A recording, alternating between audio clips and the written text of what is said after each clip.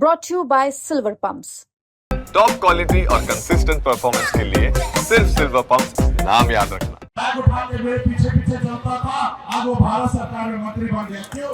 क्योंकि मुकेश सहनी को कंट्रोल करने के लिए। जो 2020 में मेरे इधर टिकट लेकर चुनाव लड़ने के लिए गया, आज देखिए मोदी जी उसको बिहार में मंत्री बना दिया। आज अपने आप को लोग कहते हैं नेता है, उनको नेता बनाया गया। वो लीडर नहीं है, वो लोडर है साथियों, वो लोडर है। बैग उठा के मेरे पीछे पीछे चलता था, आज वो भारत सरकार में मंत्री बन गया। क्यों? क्योंकि मुकेश सहनी को कंट्रोल करने के लिए। जो 2020 में मेरे इधर टिकट लेकर चुनाव लड़ने के लिए गया, आज देखिए मोदी जी उसको बिहार में मंत्री बना दिया। आज अपने आप को लोग कहते हैं नेता है, दरअसल उसको नहीं, आपको गुमराह करने के लिए उनको नेता बनाया गया। वो लीडर नहीं है, वो लोडर है साथियों, वो लोडर है। आप सबको मैं एक बात नहीं बताया था कभी, आज मौका मिला तो मैं आपको बता देता हूँ। 2020 में सरकार बना था और सरकार 4 पैर पे बना था, यानी कि एक कुर्सी पे 4 पैर होता है और उसमें एक पैर का भी महत्व होता है।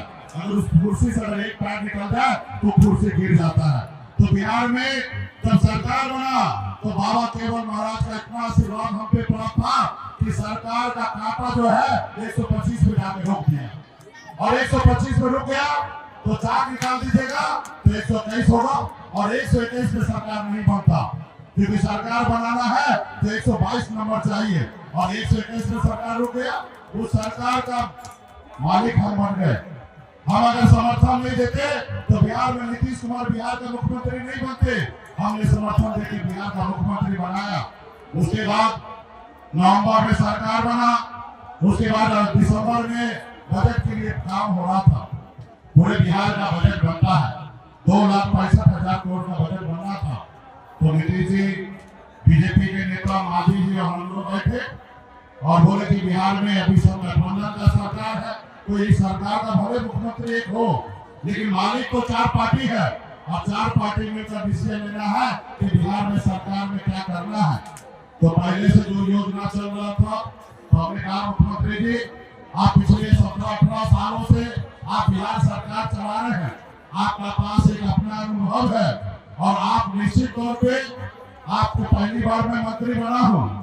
ये जरूर है कि हम आपके पार्टनर हैं, लेकिन हमको बहुत कुछ आपसे सीखना है क्योंकि आप बुजुर्ग हैं, और आपने जो पहली बार स्वीकृत किया है बजट, वही बजट को अगली सरकार हम लोग चलाएंगे। सिर्फ विशेष हमारे विभाग में विशेष बजट दे दीजिए। उन्होंने कहा कि बजट विशेष क्या बात कर रहे हैं, आप सरकार है, आपको जितना भी अपने विभाग में खर्चा करना है आप उतना खर्चा कर दीजिए।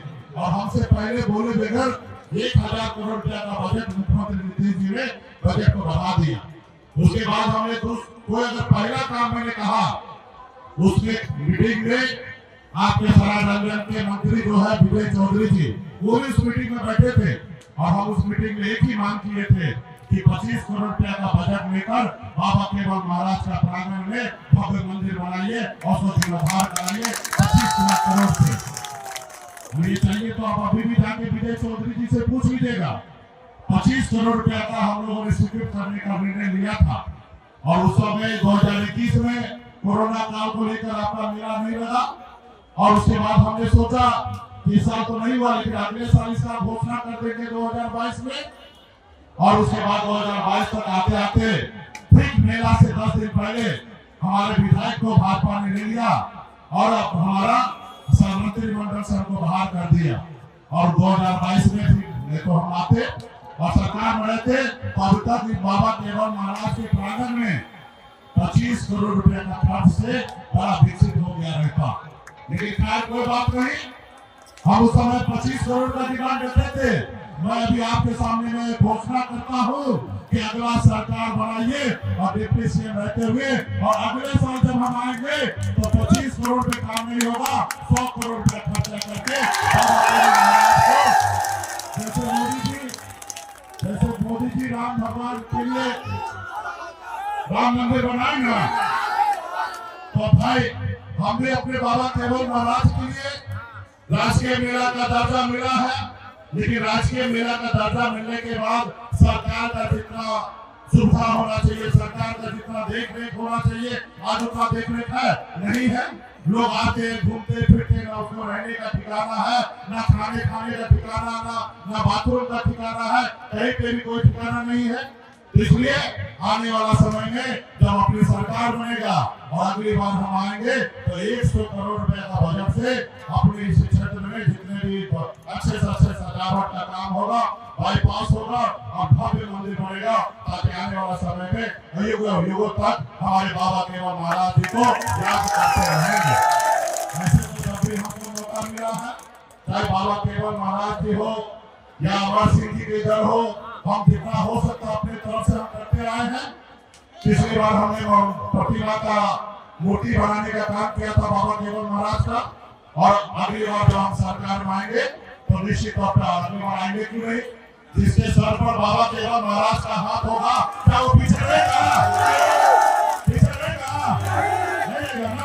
तो सरकार बनेगा, अच्छा सरकार बनेगा तो हम तो घोषणा किए बाबा केवल महाराज के प्रांगण में, और निश्चित तौर पे पूरा होगा।